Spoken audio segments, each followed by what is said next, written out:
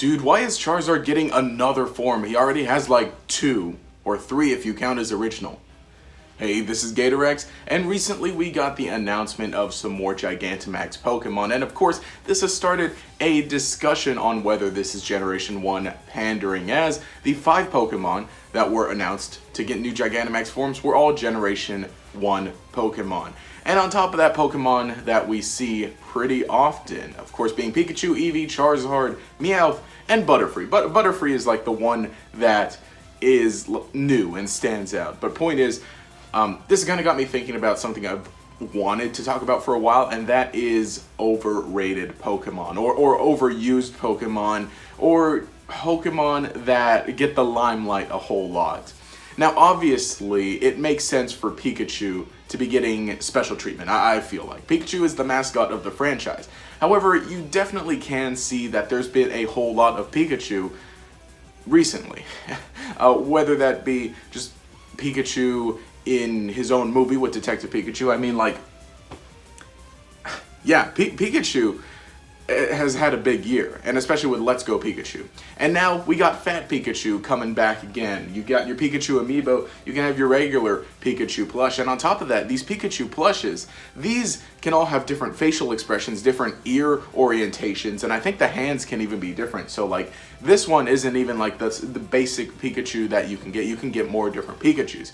Do I even need to get started on how many different forms there are of Pikachu? Whether that be in the main series games or even in Pokemon Go, or how many different types of Pikachu cards there are. Pikachu is like in every single thing of the franchise. And it makes a little sense because Pikachu is the mascot. However, I think the real issue with things like this is that it's not just Pikachu. Charizard as well. Like we said, Charizard has had 2 different forms, those being the Mega Evolutions in Mega Charizard X and Mega Charizard Y. And now we've got a Gigantamax Charizard, which is effectively a Mega Evolution, because Mega Evolutions have been replaced by Gigantamax. We've got Eevee, which Eevee is already relatively oversaturated because it has so many different evolutions, so you can merchandise all the different evolutions. And Eevee itself, it was also in Let's Go Eevee, which was the counterpart game to Let's Go Pikachu. Meowth, who's got a Gigantamax form, just got an Alola form last generation. Again, Butterfree is different.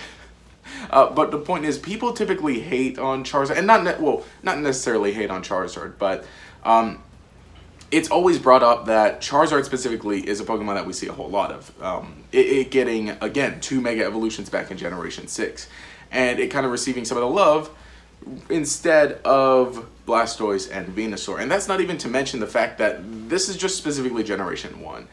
And I kind of understand where it's coming from. For one reason, Generation 1 is insanely marketable because that's where Pokemon started. So that's where a lot of people kind of know it best. And unfortunately, it has come to the point where there are people who sort of like Pokemon or know of it or would call themselves Pokemon fans. And again, you can be a Pokemon fan with only like in one generation, but it's the meme of Gen 1ers, people who like Pokemon but really only know Generation 1, or at least Generation 1 is their favorite, or they kind of dropped off in later generations, but for whatever reason might still buy merchandise, might play Pokemon Go when that came out. And on top of that, Pokemon Go is something that is very influential in the quote-unquote Generation 1 pandering. Now, I will admit, I think that it can be a little bit excessive in terms of like how much love or how much recognition Generation 1 gets. However, asterisk there, that is when in comparison to other generations.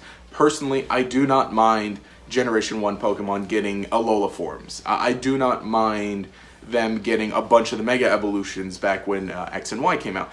I do not mind them getting Gigantamax forms, as long as you get some Pokemon the treatment that need it, right? Now, with the Mega Evolution specifically, all of the Generation 1 starters got Mega Evolutions.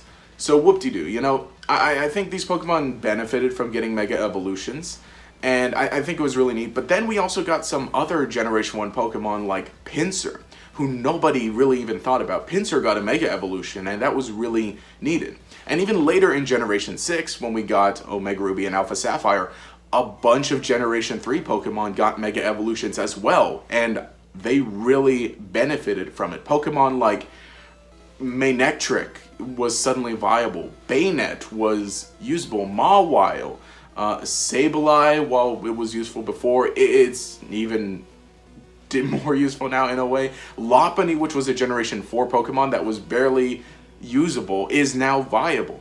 So many of these older Pokemon, and again, this was Generation 3, so this was during the Omega Ruby and Alpha Sapphire, but again, you know, Pokemon from different generations still got some Mega Evolutions that really helped them. And on top of that, a Mega Pidgeot.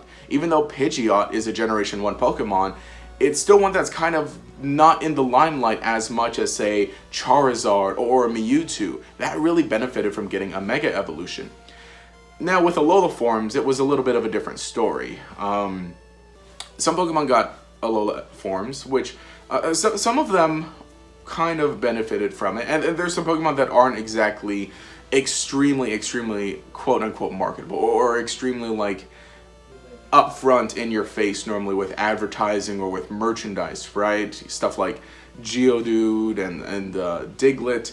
And I feel like, though, with Alola forms, that's kind of where things sort of started being a little more obvious in the Generation 1 pandering, right? Because I really think that it would have worked out, say we got some Generation 2 Pokemon getting Alola forms. And especially going into Sword and Shield now, a good amount of the Pokemon that are getting Galarian forms are also Generation 1, or are getting Galarian evolutions, they're Generation 1. Now, granted, Sirfetch'd and Ponyta, right, so far, these are Pokemon that are from Generation 1, however they're not as viable or not as competitively usable in the best way. So maybe getting a form would be a great way, or a form or an evolution would be a great way to enhance their skills. And at the same time, they're not Pokemon that we constantly see in advertising, that we constantly see in merchandise.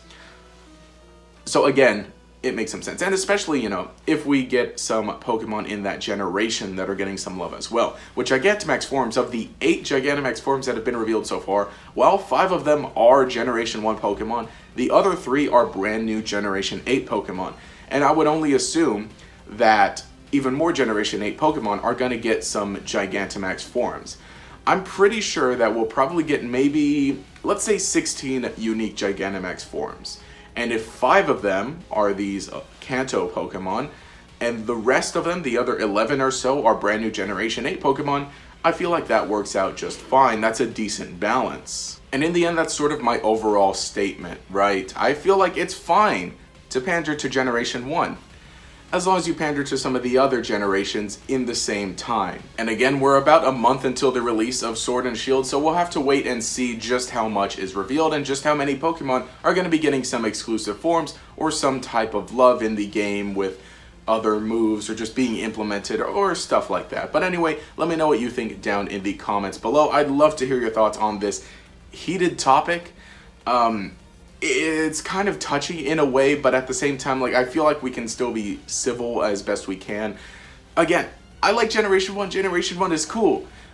But I really want to see what the rest of the generations have to offer. I really want to see what Generation 8 has up its sleeve. I really want to see some other Pokemon, especially Gen 2. Well, especially Totodile. Like, Feraligatr really should get a Gigantamax form. I'm just saying. I think it's time for Generation 2 to get its love, because we're at that point where it's the 20th anniversary of Generation 2, and it could really use some more recognition. And I feel like I'm going off a little tangent on my Gen 2 hype, but anyway, leave a comment below. We'll continue the discussion down there. I want to remind you guys, hey, you can check out my other channel. I make some pretty cool stuff there. I made this great video over the weekend about dual discs, because I also like Yu-Gi-Oh! And I'll be talking more anime on that channel as well, so if you could check that out, that would mean so much. You can also follow me on Instagram. I'm posting more pics. Now, granted, I did post some Generation 1 love in my recent cosplay. But if you could follow me on Instagram. If you have an Instagram, that'd be pretty cool. If you enjoyed the content, remember to leave a like, subscribe to show your support. You can enable notifications by clicking the bell icon next to the subscribe button. This will make sure you see each new video as it comes out, and will make you a member of the Chingling Squad. Anyway, this has been GatorX. Have a nice day. Vote for Totodile.